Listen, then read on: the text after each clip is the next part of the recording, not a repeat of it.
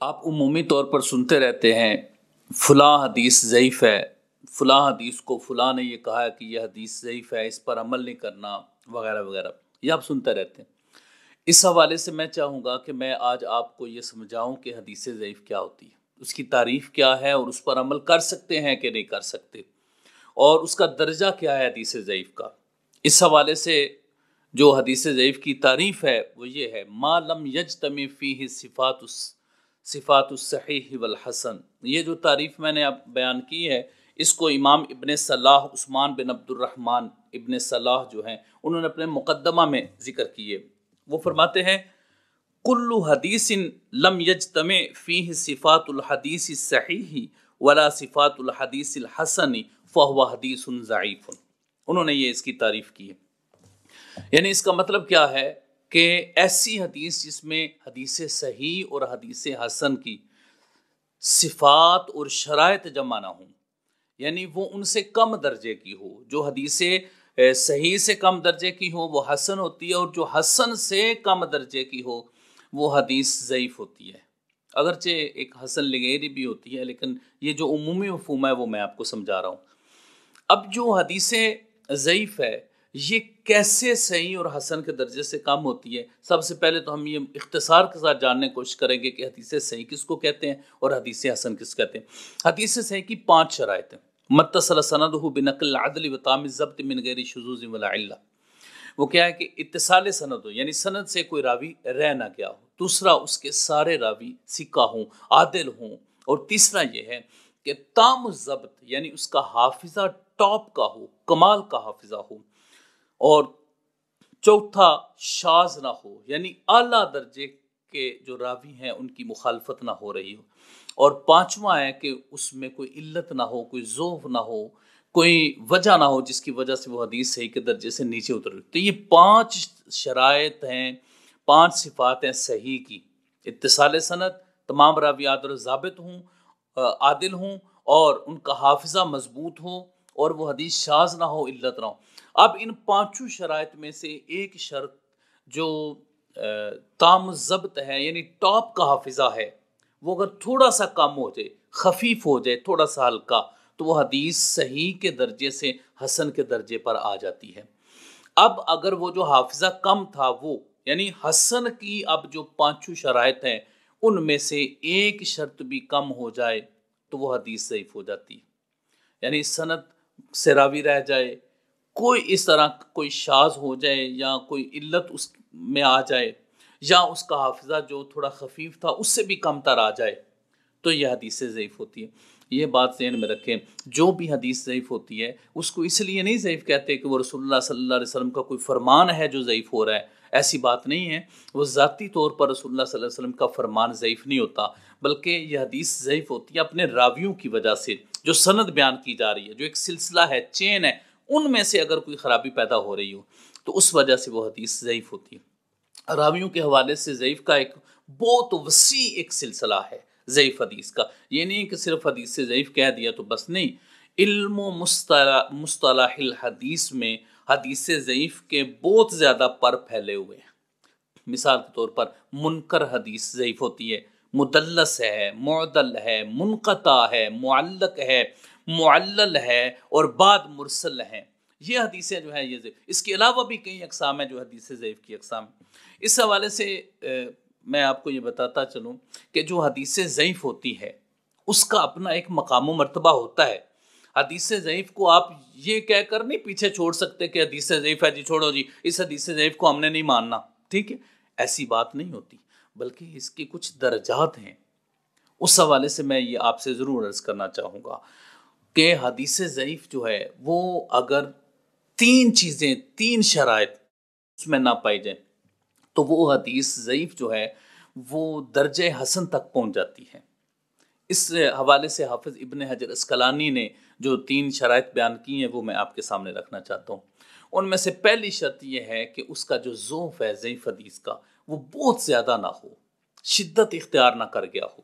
دوسرا یہ ہے کہ وہ کسی اصل کے ماتحت ہو، یعنی وہ کوئی بیان کیا گیا ہو اور اس کو وہ سپورٹ کر رہی ہو، یا پھر ایسا ہو کہ وہ کسی صحیح حدیث کی مخالفت نہ کر رہی ہو۔ اس کے علاوہ تیسری چیز یہ ہے کہ اس پر آپ اعتقاد نہیں رکھ سکتے یقین کا، بلکہ اس میں احتیاط کا پہلو ضرور اس کے ساتھ ہونا چاہیے۔ جب یہ تین چیزیں، اس کے علاوہ بھی بیان یہ کیا گیا کہ وہ راوی جو ہے وہ کاذب نہ ہو، یعنی جھوٹا نہ ہو، اگر جھوٹا ہوگا تو ظاہر ہے وہ حدیث ضعیف نہیں ہوگی، وہ حدیث موضوع ہو جائے گی۔ تو یہ تین چیزیں جس حدیث میں نہ پائی جائیں وہ ضعیف حدیث قابل قبول ہوتی ہے، اور اگر وہ چند ضعیفہ حدیث مل جائیں تو وہ اکٹھی ہو کر درجہ حسن تک پہنچ جاتی ہیں، اور وہ حسن لغیری ہوتی ہیں۔ یہاں اس کی ایک آسان سے ایک مثال لے لینا، ایک مرد اور اس کے ساتھ دو عورتیں اس ایک مرد کے برابر ہوتی ہیں دو گواہیوں میں، جب دو عورتوں کو ملایا تو وہ ایک مرد کے برابر پہنچ گئی۔ ایسے ہی ایک درجہ ہوتا ہے کہ جب چند ضعیف حدیثیں مل جاتی ہیں تو وہ حسن لغیری بن جاتی ہیں۔ تو یعنی مطلب یہ ہے کہ ضعیف حدیث کو اتنا تنہا مت سمجھیں، جب وہ کوئی اور سندوں کے ساتھ ضعیف حدیثیں مل جاتی ہیں تو وہ حسن کے درجے تک پہنچ۔ ہمارے ہاں یہ تصور پایا جاتا ہے یہ حدیث ضعیف ہے، اس کو اب پیچھے پھینک دو، چھوڑ دو، اب اس کی کوئی اہمیت نہیں رہی۔ یہ ہماری علم مصطلح الحدیث میں یہ ہماری غلط فہمیاں ہیں، جو ہمیں ایسا نہیں کرنا چاہیے۔ میں نے کئی دیکھا ہے جامع ترمذی کی اور اس کے علاوہ ابن ماجہ کی، ابو داؤد کی ایسی روایات کو میں نے دیکھا ہے کہ جس کو بعض مخرجین نے جو حدیث کی تخریج کرنے والے ہیں انہوں نے کہہ دیا یہ حدیث ضعیف ہے، بس اس پر حکم لگا کے اس کو تنہا چھوڑ دیا۔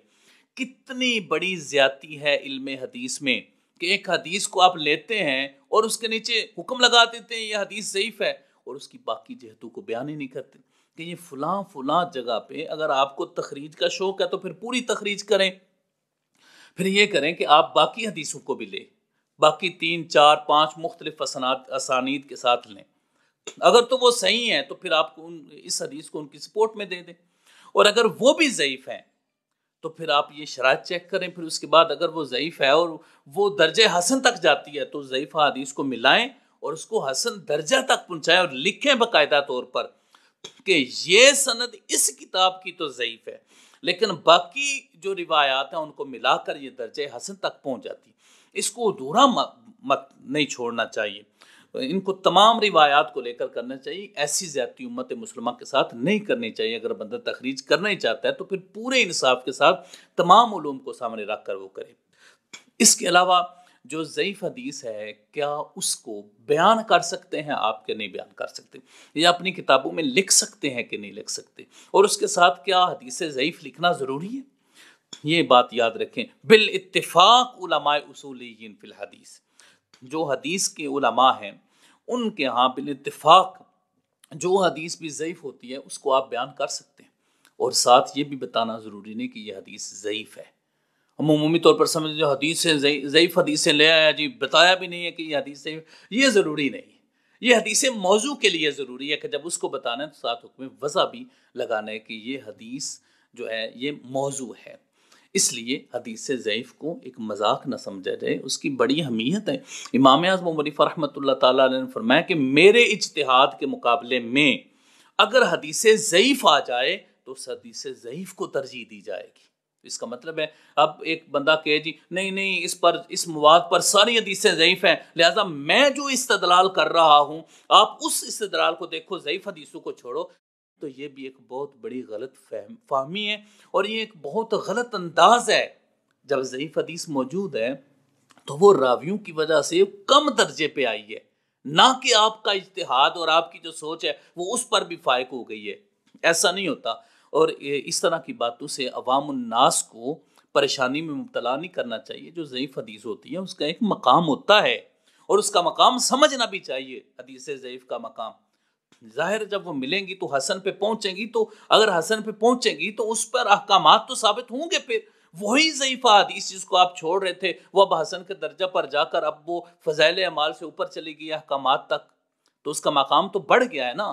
تو اس لیے یہ آنکھیں بند کرنے والا کام نہیں ہے۔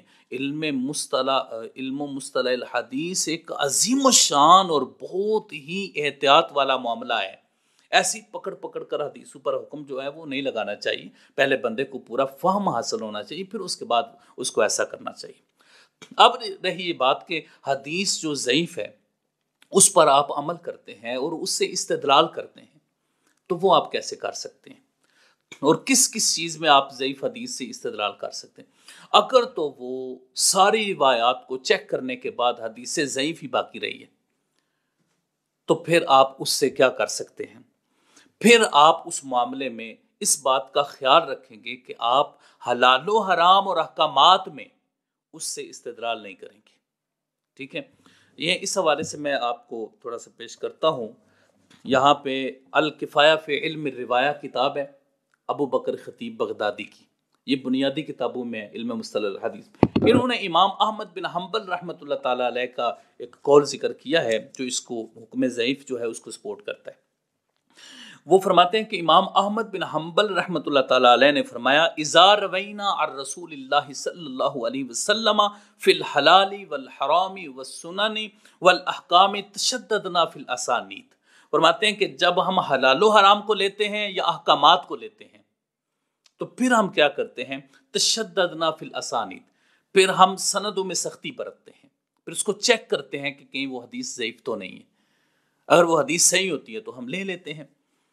اور اگر فضائل اعمال کی بات ہو، مثال کے طور پر نماز ہے، نماز کی فضیلت بیان کرنی ہے، ذکر الہی ہے اس کی فضیلت بیان کرنی ہے، جو فضائل اعمال ہیں جو آپ عمل کرتے ہیں اس کی فضیلت کو بیان کرنے میں حدیث جو ہے وہ بالکل قابل قبول ہے. حدیث ضعیف جو ہے یعنی احکامات میں قابل قبول نہیں ہے، حلال و حرام بیان کرنے میں قابل قبول نہیں ہے، لیکن فضائل اعمال بیان کرنے میں یہ حدیث قابل قبول ہے.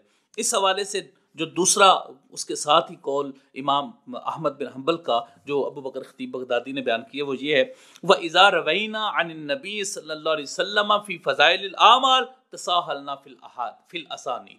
اور جب ہم فضائل اعمال میں حدیث لیتے ہیں تو پھر ہم تھوڑے سے متساہل ہو جاتے ہیں، یعنی ہم پھر وہ شدت اختیار نہیں کرتے.